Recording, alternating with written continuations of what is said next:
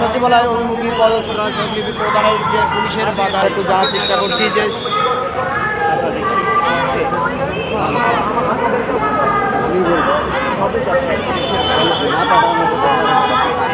এখানে যেন না যাওয়া হয় সেটাই কিন্তু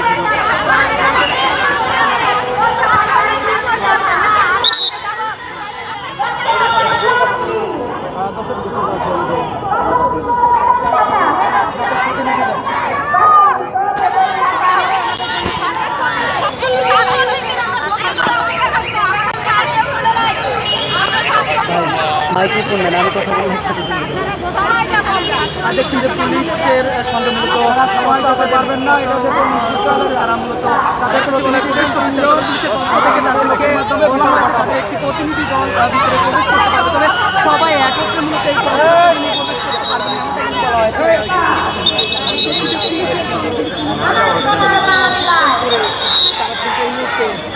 এগিয়ে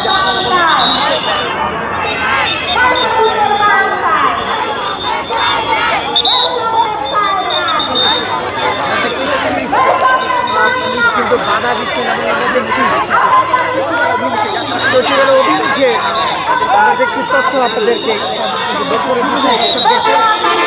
পুলিশ কিন্তু বের করে দিচ্ছেন আমরা দেখছি পুলিশের সাথে রাস্তার মতো হচ্ছে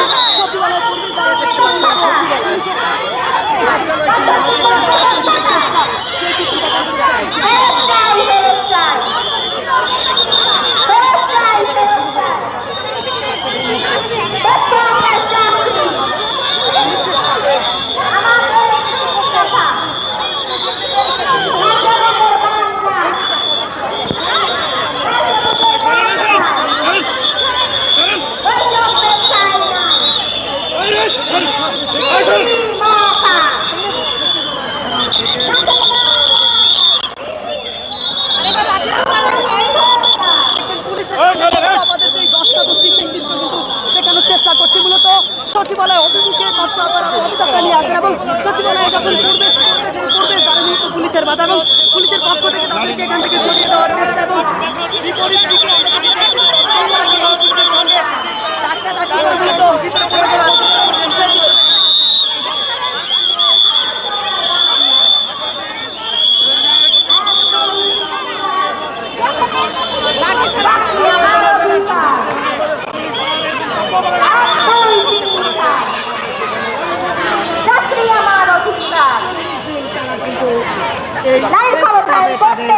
দাবি দেওয়ার কথা বলছেন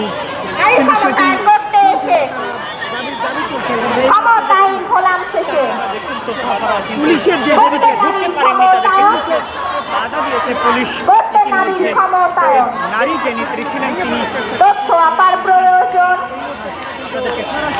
1 2 3 4 চাকরি আমার অধিকার নারী ক্ষমতায়ন করতে এসে ক্ষমতাহীন হলাম শেষে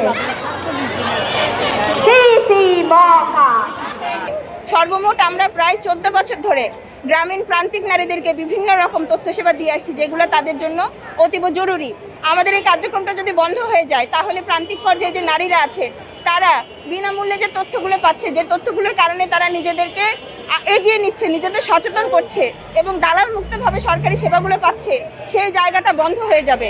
প্রান্তিক নারীরা তাদের অধিকার থেকে বঞ্চিত হবে, তাদের তথ্য প্রযুক্তির অধিকার থেকে বঞ্চিত হবে। এই জন্য সরকারের কাছে আমরা বারবার আবেদন করছি এই দক্ষ জনবলকে কাজে লাগিয়ে এই দপ্তরটাকে স্থায়ী করা হোক, জনবলকে স্থায়ী করা হোক এবং নারীদের যে সুবিধাটা তারা এতদিন ধরে পেয়ে আসছে, আমাদের প্রতি তারা যে নির্ভরশীল হয়ে গেছে, এটাকে যেন অব্যাহত রাখা হয়। 28 মে থেকে আমাদের এই অনশন কর্মসূচিতে ছিলাম আমরা। 28 মে থেকে 7টা বছর ধরে ওরা আমাদের উপর আমাদেরকে দিয়ে তাদের কাজ সফল করেছে। গ্রামীণ প্রান্তিক নারীদেরকে সর্বশেষ কি কথা হয়েছে আমাদের সাথে, ওনাদের সর্বশেষ কথা হয়েছে ওরা আমাদেরকে বলতেছে তোমরা রাস্তায় আসো, ভালোই আসো, রাস্তায় থাকো। এটা তো আসলে কোনো সমাধান হতে পারে না। এখানে ছোট বাচ্চার মারা আছে, যাদের দুটো শিশু বাচ্চা, তাদেরকে রেখে আমরা এসেছি। আমার ছোট বাচ্চা আছে, আমি আমার ছোট বাচ্চাটাকে বাসায় রেখে এসেছি। সরি আমাদের উপদেষ্টা স্যারই বলেছেন যে আপনারা রাস্তায় আছেন, ভালো আছেন।